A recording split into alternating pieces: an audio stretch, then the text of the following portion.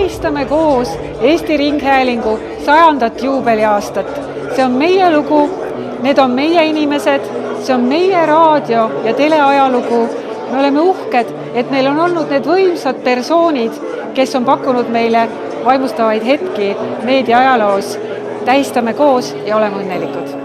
Näitus siin Tallinn 100 eetris. See ei ole ainult tehnoloogia näitus. See on kokkuvõte meie rahva ajaloost. Tead sa, ma ehitasin siin parasjagu ühe morsemasina, et selles mõttes morse on muidugi unustatud, aga tead, ta on ikkagi selline müstiline ja kutsub seda tähelepanu esile. Näitus siin Tallinn toob väga hästi esile Ringhäälingu 100-aastase ajaloo.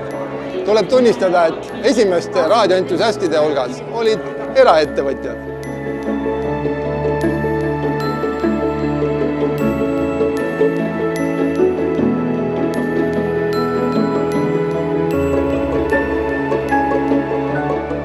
No see näitus on see, mis siin praegu toimub, see ühendab inimesi, et see on ju tegelikult igalt poolt võivad kokku tulla, et see ei ole niisama üks torn, vaid siin on palju lugusid.